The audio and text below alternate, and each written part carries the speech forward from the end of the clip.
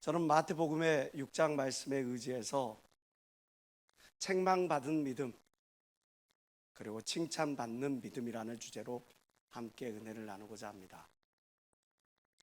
마태복음 6장과 8장 그리고 14장과 15장 16장 17장에는 예수께서 제자들을 책망하시는 장면이 나와요.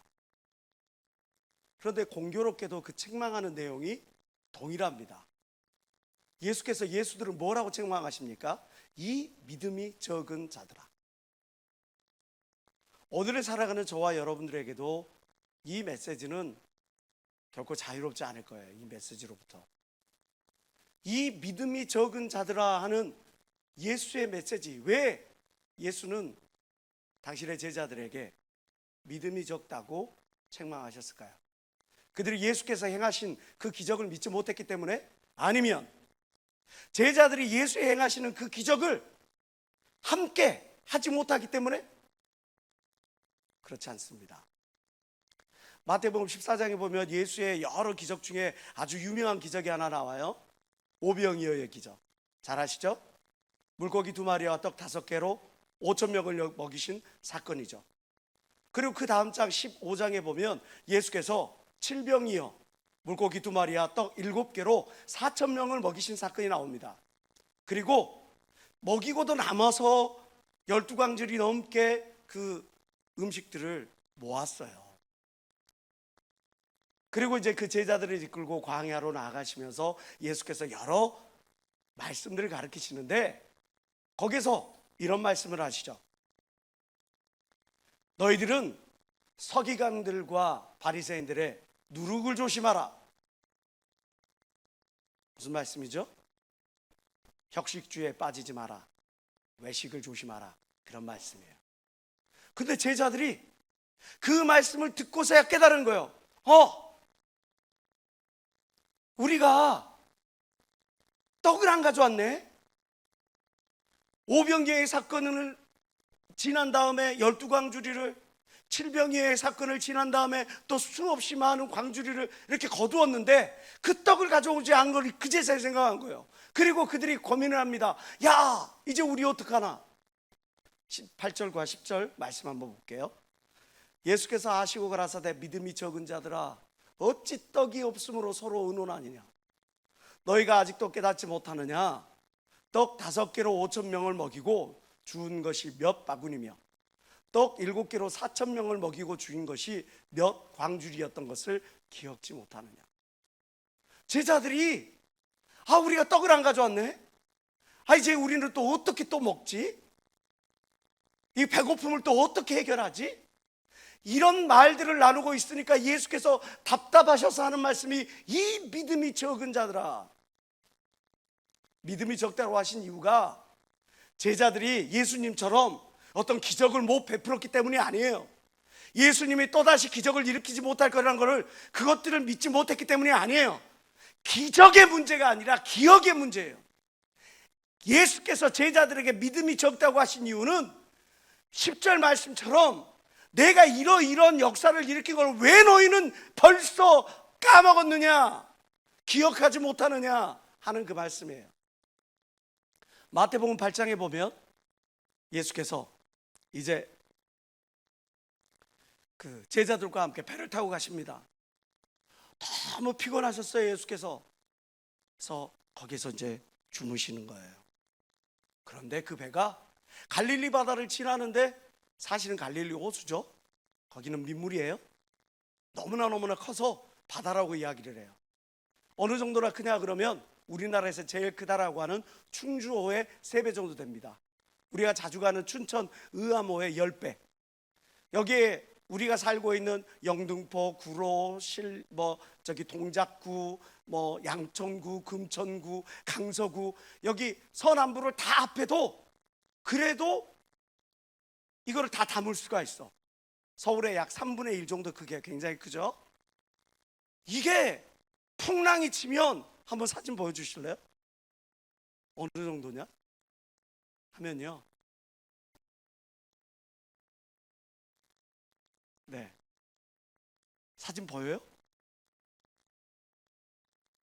풍랑이 치면 이마만큼 파도가 거세요. 또 하나 보여주세요. 이건 이제 약과 비 안 올 때, 맑을 때, 이 정도로, 이거 뭐 파도죠, 그죠? 해안가에서 이렇게 덮치는 것처럼 그렇게 오는 거예요. 이 풍랑이 그렇게 치니까 제자들이 이제 두려워지는 거예요. 예수님은 그 상황에서도 얼마나 피곤하시는지 주무시고 계세요. 주무시는 예수를 깨우는 거예요. 주님, 주님, 일어나셔서 우리를 구원하소서. 우리가 죽게 되었나이다. 배에 오르심에 제자들이 쫓았더니 바다에 큰 놀이 일어나 물결이 배에 덮이게 되었는데 예수는 주무시는지라. 그 제자들이 나와 깨우며 가려되 주여 구원하소서, 우리가 죽겠나이다. 예수께서 이르시되 어찌하여 무서워하느냐, 믿음이 적은 자들아 하시고 곧 일어나사 바람과 바다를 끄지시는데 아주 잔잔하게 되거늘. 27절은 다 같이 한번 읽어봅시다. 시작.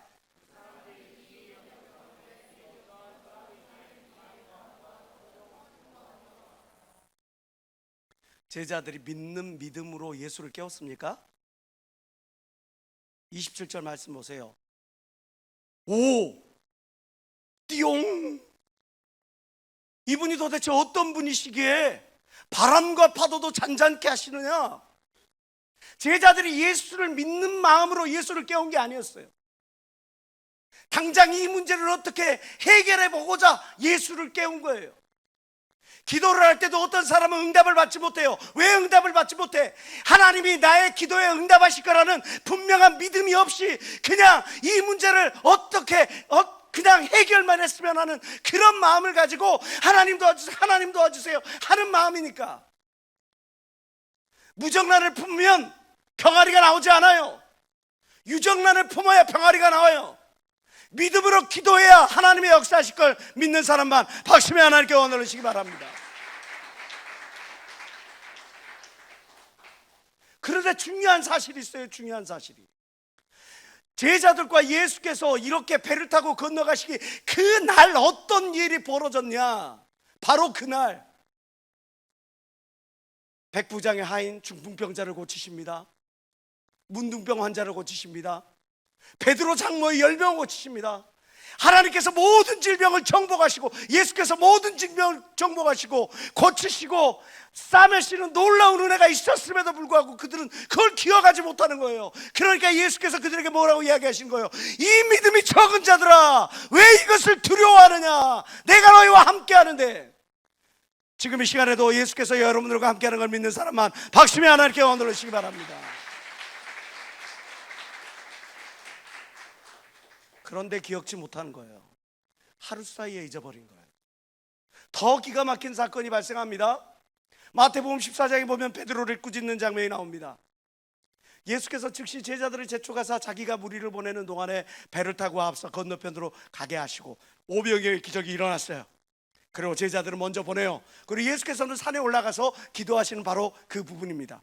무리를 보내신 후에 기도하러 따로 산에 올라가시다가 저물매 거기에 혼자 계시더니, 기도하시면서 혼자 계시는데 배가 이미 육지에서 수울이나 떠나 바람이 거슬림으로 물결을 인하여 고난을 당하더라.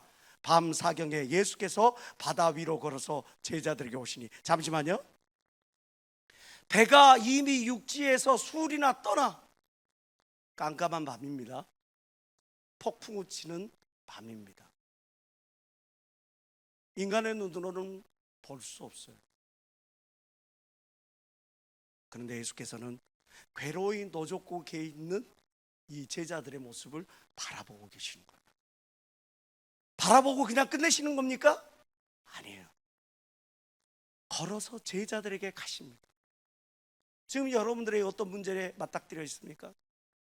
내게 해결할 수 없는, 누군가에게 털어놓을 수 없는, 너무나 답답한 그 문제를 우리 주님 하나님께서는 그 상황을 꿰뚫어 보고 계십니다. 꿰뚫어 보실 뿐만 아니라 여러분을 홀로 내버려 두지 아니하시고 여러분들과 함께 하시려고 여러분들의 심령 가운데, 여러분들의 삶 가운데 직접 찾아올 걸 믿는 사람만 박심의 하나님께 원을 주시기 바랍니다. 자, 그런데 거기에 놀라운 일이 벌어집니다. 제자들이 그 바다 위로 걸어오심을 보고 놀라 유령이라. 그렇죠. 깜깜한 밤에 폭풍우 치죠. 거기서 힘은 입은 어떤 사람이 이렇게 올라오는데 이상하죠. 유령이다. 무서워하고 소리를 지르는데 예수께서 즉시 일러 가라사대 안심하라, 내니 두려워 말라. 저는 이 장면을 항상 생각하는데 예수님이 어떤 톤으로 말씀하셨을까를 생각해요. 안심하라, 내니 두려워 말라. 안 들릴 것 같은데 찰싹찰싹 끼룩끼룩끼룩 뭐 이런 구름 쾅쾅쾅 소리 나는데 안심하라, 내니 두려워 말라, 이 소리가 들릴까? 안심하라, 내니 두려워 말라 이러셨을까? 나다이, 놀라지 마이, 가만히 있어이, 이렇게 말씀하셨을까? 어떻게 말씀하셨을까? 그런데 세미하게 말씀하시는 소리도 자연을 창조하시고 이끌어가시는 하나님의 음성은 우리의 귀에 천둥처럼 들려줄 수 믿습니다. 베드로가 대답해서 이렇게 이야기해요. 주여, 만일 주시어든 나로 명하여 무리로 오라오게 하소서. 나로 명하여 무리로 오라오게 하소서. 그러니까 예수께서 오라 하심에 베드로가 배에서 내려서 무리를 걷는 거예요. 우와, 내가 무리를 걸었다. 예수께로 가되 30절에 바람을 보고 무서워 빠져가는지라 소리질러 가로되 주여 나를 구원하소서 하니. 31절 다 같이 시작. 예수께서 즉시 손을 내밀어 저를 붙잡으시며 가라사대 믿음이 적은 자여 왜 의심하였느냐 하시고. 몇 초가 지났을까요? 몇 분이 지났을까요? 바로 순식간에 일어나는 일입니다. 마태복음 8장에서는 그날 있었던 일도 잊어버리고 제자들이 전능하신 하나님의 그 능력을 의심하여 폭풍 가운데 예수를 깨우더니 오늘 14장에 등장하는 베드로는 예수께서 오라 하시는 말씀을 듣고 거기에서 바다를 건너는데, 와, 내가 이렇게 폭풍을 치는 바다 한가운데를 건너고 있어. 그렇게 흥분된 마음으로 걷다가 갑자기 풍랑이 오니까 그걸 보고 놀래서 물에 빠지는 모습이에요. 제자들만 그럴까요? 우리는 안 그래요? 하나님, 내가 수련회 가겠어요. 수련회 가겠어요. 사장님의 마음을 움직여주시고 우리 팀장님의 마음을 움직여주시고 하나님이 역사하셔서 갈 수 있도록 해서 그래, 자네 갔다 와, 할렐루야 해놓고 수련회 기간 중에 또 하나님의 은혜를 잊어버려. 하나님, 나에게 직장을 문을 열어주세요. 하나님, 만남의 문을 열어주세요. 하나님이 장막의 축복을 주세요. 기도를 해왔고 정작 그것이 딱 응답이 된 다음에 나의 어떤 인생의 다른 필요, 다른 목마른, 다른 갈급한 문제가 생기면 그때 하나님께서 부어주셨던 그 은혜를 잊어버리고 낙심 가운데 빠져있어. 오늘 본문에 예수께서 제자들에게 말씀하십니다. 무엇을 먹을까, 무엇을 마실까, 무엇을 입을까 걱정하지 말라 하시면서 예수께서 제자들에게 뭐라고 이야기를 하십니까? 26절에 너 저기 날아다니는 저 새를 봐라. 28절에 보니까 너 들에 핀 백합화를 살펴보라 이야기를 하십니다. 날아다니는 새를 보고 들에 피는 백합화를 보는 이 모든 것도 하나님께서 다 알뜰히 살뜰히 이렇게 챙기시는데 너희일까 보냐? 너희는 더 소중한데, 하나님의 영이 거했는데, 하나님의 자녀라 이야기를 하는데, 그런데 하나님께서 살피지 아니하시겠느냐? 여러분, 우리 믿음이 적다라고 책망을 듣는 가장 큰 이유는 그것은 생각하지 않기 때문에 그렇습니다. 충분히 생각하면, 기억하면 하나님이 나의 인생 가운데 어떤 은혜를 주셨는지를 알 수 있을 텐데 그것을 생각하지 않기 때문에, 그렇기 때문에 우리가 믿음이 없다라고 하나님의 책망을 받는 겁니다. 붕어의 IQ는 3이라 그러죠. 고양이는 65에서 70, 개는 약 80 정도 된다 그래요. IQ가 좋다라고 이야기하는 코끼리나 돌고래 같은 경우는 80 정도 되고요. 제일 IQ가 높은 게 앵무새가 95까지 간다 그래요.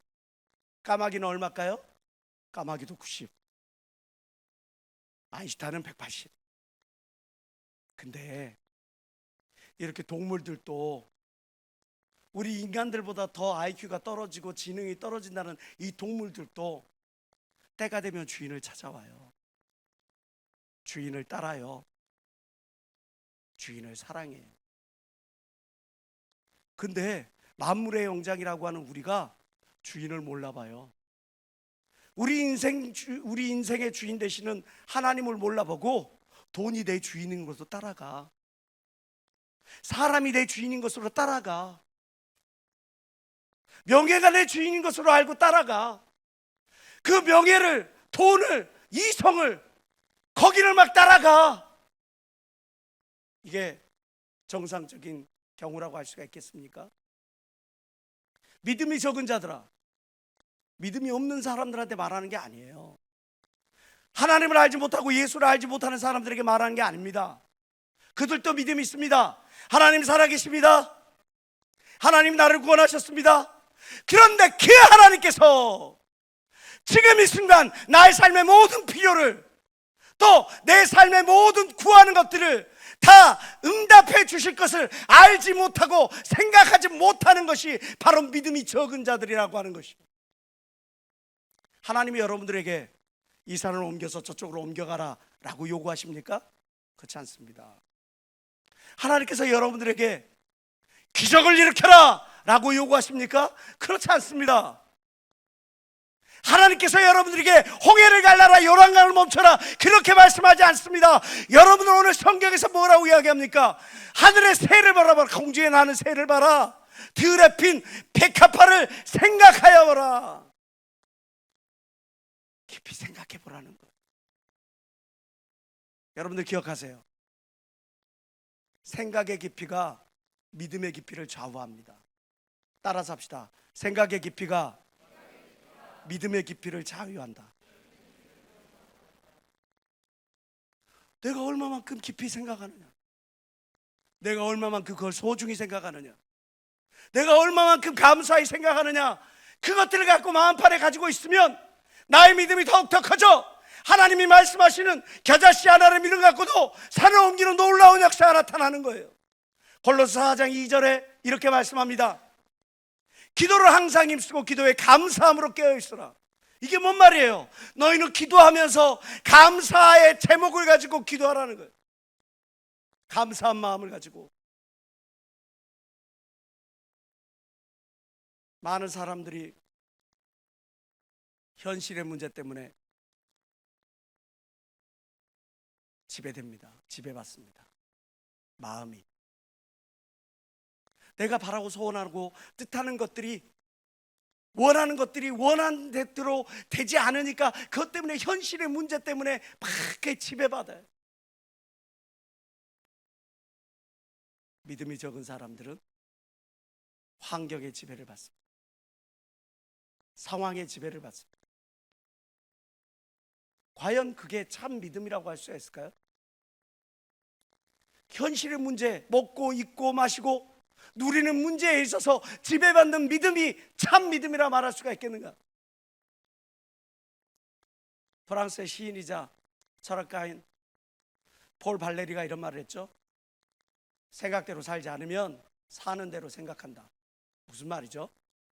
생각이 나를 이끌어가야죠. 생각이 나를 이끌어가지 않으니까, 비전이 나를 이끌어가지 않으니까 내가 사는 그 상황 가운데서 그 시야를 가지고 생각을 하는 거예요. 내가 궁색한 삶을 살아가면 궁색한 생각을 하는 거예요. 내가 정말 사람들에게 눌림받고 억압받고 하는 그런 상황 가운데 있으면 그런 생각만 하며 살아가는 거예요. 조기상 목사님께서 그런 말씀하시잖아요. 새우잠을 자더라도 고래 꿈을 꾸라고. 꿈이 나를 이끌어가고 믿음이 나를 이끌어가고 말씀이 나를 이끌어가야, 그래야 하나님이 원하시는, 여러분들에게 원하시는 이 땅을 지배하고 정복하고 다스려야 하는 그 놀라운 역사를 이룰 걸 믿는 사람만 박수며 하나님께 영광 돌리시기 바랍니다.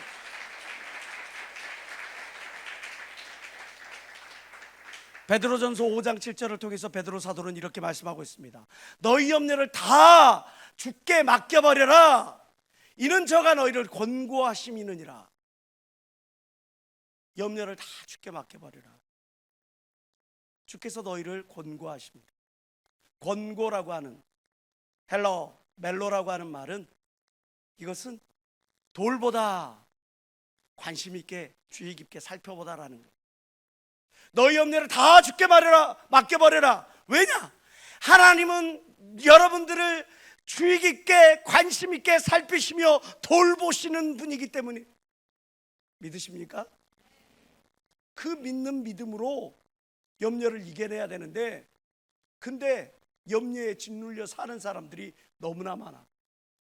염려가 아무것도 아닌 것 같은데 이 염려가, 이게 사람들의 삶에, 인생의 삶에 너무나 큰 어려움을 줘. 우리의 영적인 삶에, 육적인 삶에 열매를 없이 해. 마가복음은 이 염려 가운데 있는 삶을 가시떨기에 있는 씨앗에 비유했습니다. 말씀 볼까요? 마가복음 4장 18절과 19절의 말씀입니다. 또 어떤 이는 가시떨기에 뿌려진 자니 이들은 말씀을 듣기는 하되 세상의 염려와 재물의 유혹과 기타 욕심이 들어와 시작 말씀을 막아 결실하지 못하게 됩니다. 염려가 여러분들의 심령 속에 말씀을 막아 결실하지 못하게 만든대. 예전에 한번 제가 염려라는 한자에 대해서 풀어드린 적이 있어요. 염려, 생각할 여자죠. 생각할 염자는 지금 금자가 마음 심자를 누르고 있는 상태예요. 지금이라고 하는 현재의 문제가 내 마음의 상태를 누르고 있는 상태야. 생각할 여자는 호피무늬 호자에다가 생각 사자가 누르고 있어. 호피무늬를 바라보면서 호랑이의 두려움에 사로잡혀 있는 거예요. 호랑이 두려움. 아니, 호피무늬를 보면서 호랑이의 두려움, 아직 일어나지도 않았는데, 아직 벌어지지도 않았는데, 아직 나에게 그 문제가 닥치지도 않았는데 그 문제가 내 심령을 누르고 있는 거예요. 내 마음을 누르고 있는 거예요. 억압되어 있는 거예요. 이게 염려예요. 헬라어로 염려를 메림나오라고 합니다. 산산이 찢기어진 심령이란 뜻이에요. 염려가 나에게 들어오면 내 심령이 산산이 찢기어진다는 거예요. 여러분, 염려를 주께 맡겨버리시길 주의 이름으로 축원합니다. 믿음이 적은 자들 하는 하나님의 책망을 듣는 것이 아니라, 저의 믿음을 본받으라라는 하나님의 그 칭찬을 듣는 여러분 되시길 주의 이름으로 축원합니다. 일본의 동인돈 척도라고 하는 회사가 있는데요, 유명한 철도 회사죠. 그 철도 회사가 이제 그 노선을 신설하면서 다니가와산이라고 하는 산을 이제 뚫게 됐어요. 굉장히 유명한 명산입니다. 우리나라의 뭐 설악산처럼이나 유명한 산이라 그래요. 이 다니가와산에 이 터널을 뚫는데, 이거를 어떻게 좀 길을 잘못 뚫었나 어쨌나, 그 터널을 뚫는 데서 물이 계속 나오는 거예요. 지하수가 처음에는 쫄쫄쫄쫄쫄 나오는 것 같더니 나중에는 콸콸콸콸콸 쏟아져.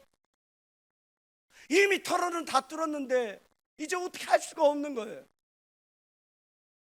이 터널을 옮겨서 다른 곳으로 하려니 이게 비용이 너무 많이 들어.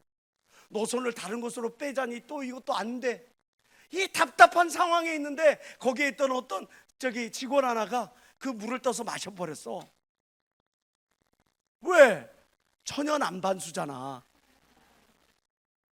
천연안반수. 물을 떠서 딱 마셨는데 물맛이 너무 좋아. 약수 중에 약수야. 와, 띠용. 그래가지고 거기에 있는 현장 감독에게, 감독님, 이 물 한번 팔아봅시다. 이 사람이 지금 물 때문에 지금 난리 나가지고 지금 회사가 파산하게 생겼는데 무슨 물을 팔자니만이. 물맛이 너무 좋아요. 뭐하러 좋다 그래. 딱 물맛이 좋아. 그래서 그 물을 저기 의뢰를 해봤어요. 수질이 괜찮은지 수질을 거기 의뢰를 해봤더니 이 물이 위에 산에서 쌓여있던 눈이 녹아가지고 지표에 스며들어가가지고 그것들이 수백 년 수천 년 거치면서 거기에서 그 안반에 있는 모든 광물질하고 이렇게 딱 돼가지고 미네랄과 모든 것들 참 잘 몰라요. 아무튼 그런 것들이 샤바샤바샤바 해가지고 아무튼 좋은 물이래. 그래서 그 물을 팔았어. 오시미즈 생수, 대청수 해가지고 팔았어. 1년에 얼마를 버는지 아세요? 1년에 900억을 벌어. 850억 900억을 벌어. 거기로 지나가는 사람들 운임비보다 더 많이 나와. 그러니까 어떻게 예전에는 물이 나오지 말아라 하는데 지금은 물이 안 나와라. 내가 지금의 어떤 상황, 문제, 여기에 내가 다 고착되어 있으면, 그것이 나를 누르고 있으면, 지금 금이 마음심을 누리고 있으면 염려가 나를 사로잡아서 앞으로 나아갈 길을 얻지 못하는데, 믿음의 눈을 뜨면 길이 보이고 생명의 문이 열리는 줄 믿는 사람만 박수며 하나님께 얻어주시기 바랍니다.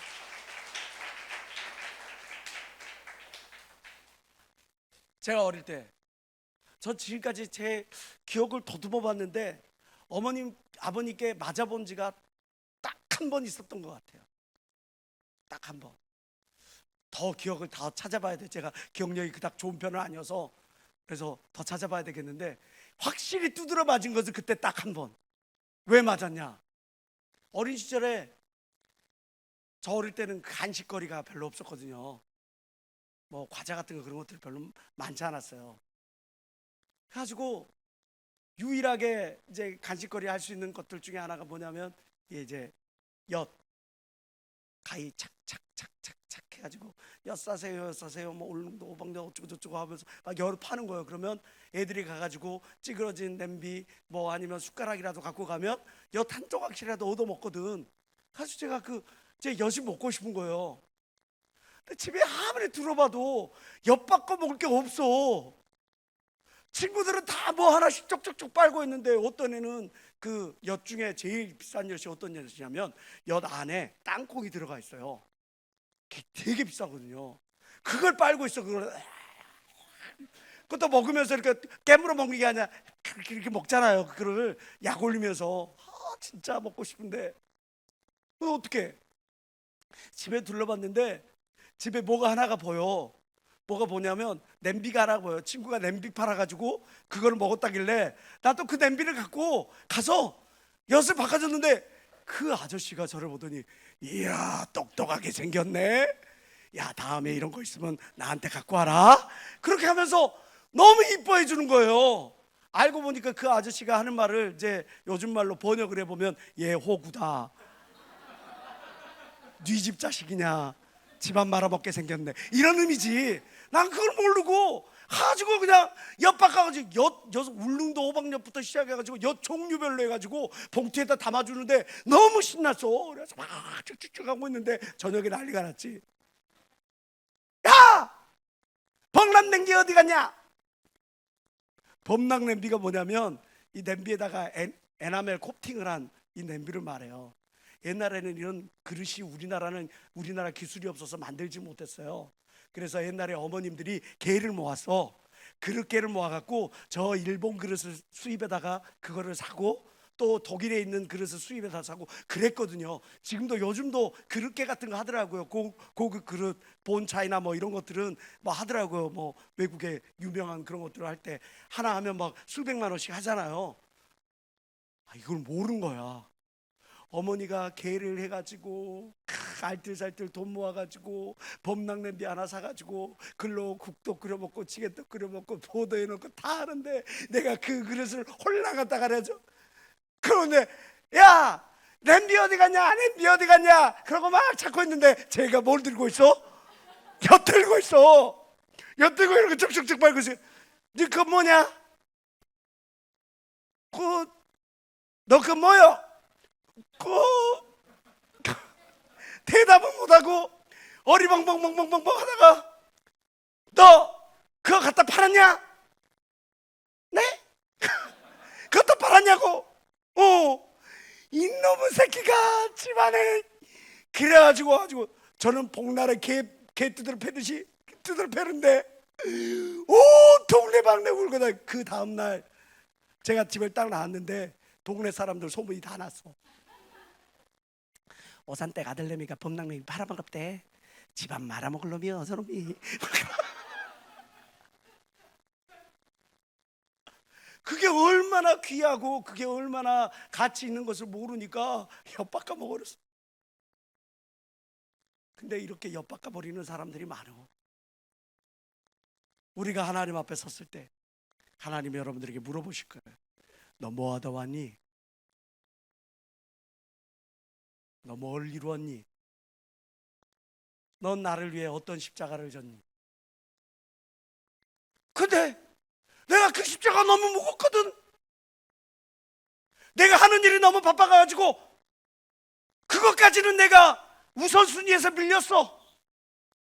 하나님, 이거는 내가 조금 이따가 할게.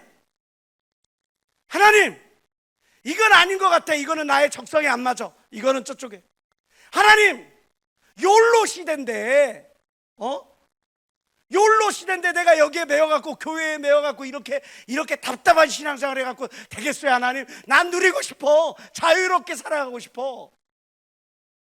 직분을 내려놓고 예배 시간으로부터 멀어지고 하나님으로부터 점점 멀어지고 가치를 모르니까 엉뚱한 것에 엿바꿔버리는 그런 사람들. 생활의 염려가 인생길에 내 우선순위에 이게 더 겁져 보이고 더 귀해 보여서 그것을 더 먼저 하다가 보니까 점점 하나님이 내게 주신 그 은혜, 하나님이 내게 주셨던 그 모든 것들에 대해서 기억이 희미해져. 그런 자들에게 예수께서 뭐라고 이야기하십니까? 이 믿음이 적은 자들아. 지금 여러분들 스스로를 한번 돌이켜보세요. 호세아서 6장 3절에 호세아 선지자는 이렇게 이야기합니다. 여호와를 알자. 힘써 여호와를 알자. 왜 여호와를 알아야 될까? 기억지 못하면 빼앗기니까.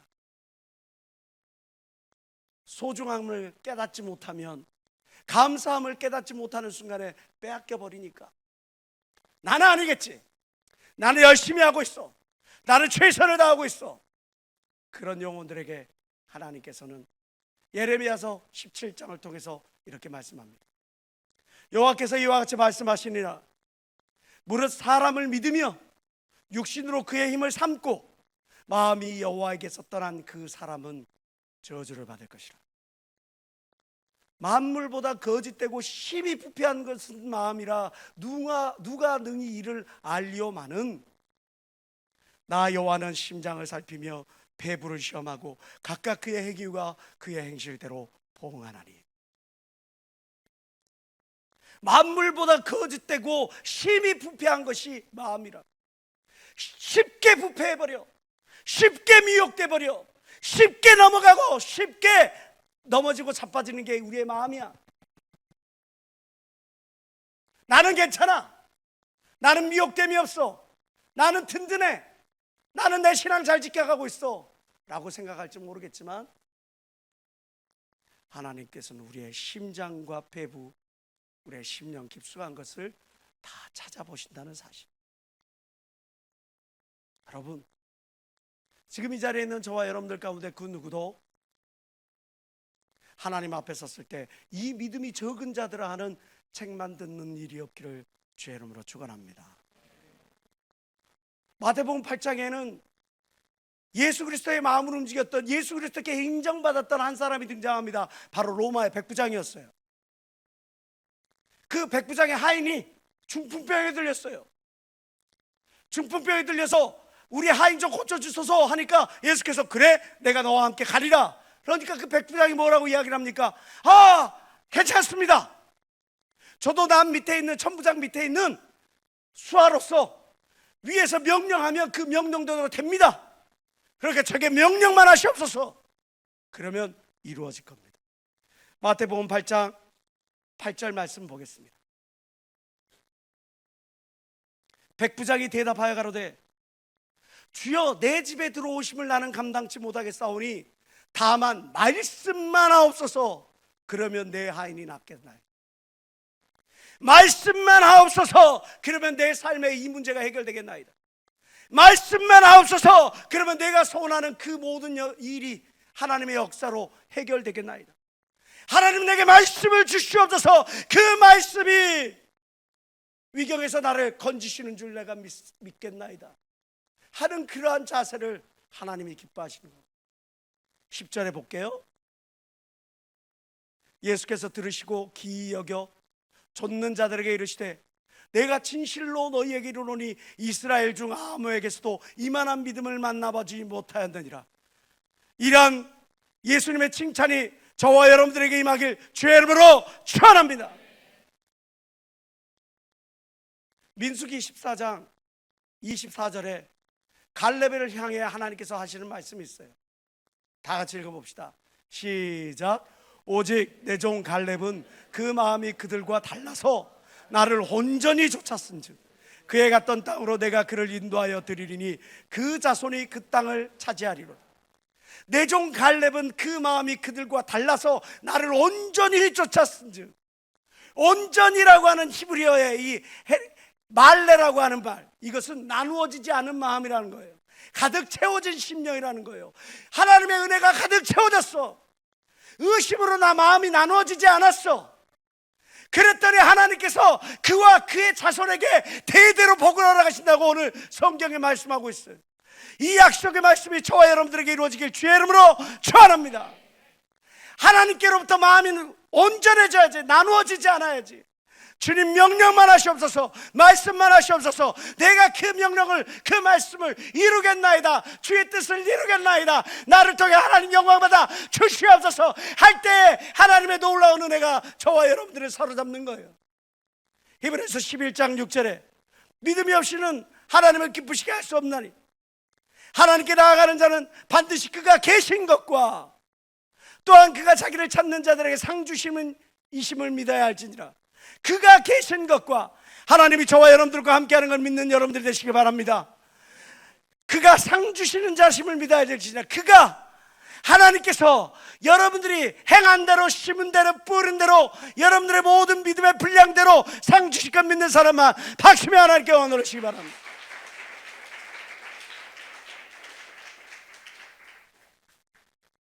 현실 때문에 움직여 요동해? 참 믿음이 아닙니다. 우리가 잘 아는 기도의 사람이 있죠. 조지 뮬러가 있습니다. 조지 뮬러가 이런 이야기를 합니다.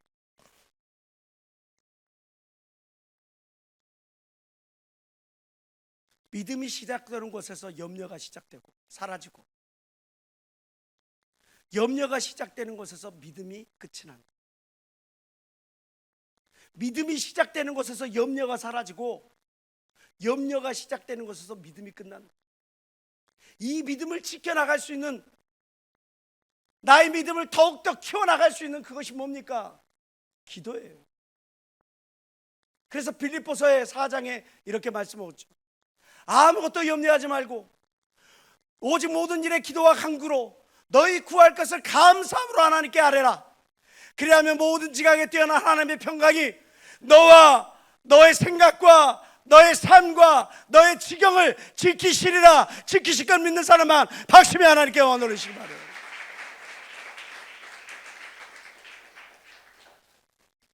시편 103편 2절에 다윗은 이렇게 이야기를 하죠.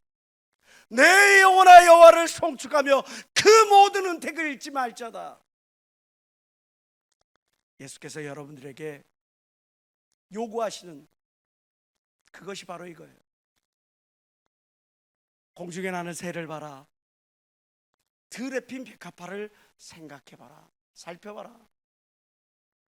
우리에게 어떤 믿음의 기적의 역사를, 산을 옮기는 역사를, 병 고치는 역사를, 그것을 바라기 이전에 하나님께서 저와 여러분들에게 요구하시는 것은 생각하라.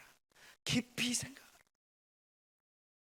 그러면 하나님께서, 은혜의 풍성한 하나님께서 여러분들의 생각을 지키시고 여러분들의 필요한 모든 것들을 채우시고 은혜로 지켜 보존하여 주실 거라는 말씀이죠. 더 이상 환경 때문에 휘둘리는 그런 믿음 되어져서는 안 되겠습니다.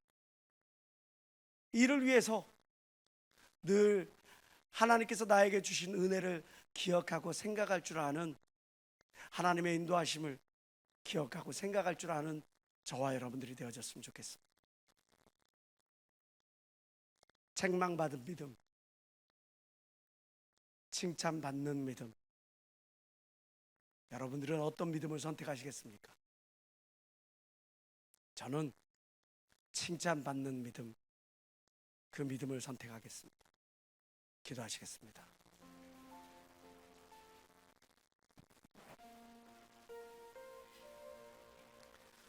오직 내 종 갈렙은 그 마음이 그들과 달라서 나를 온전히 쫓았은즉 그에 갔던 땅으로 내가 그를 인도하여 드리리니 그 자손이 그 땅을 차지하리라.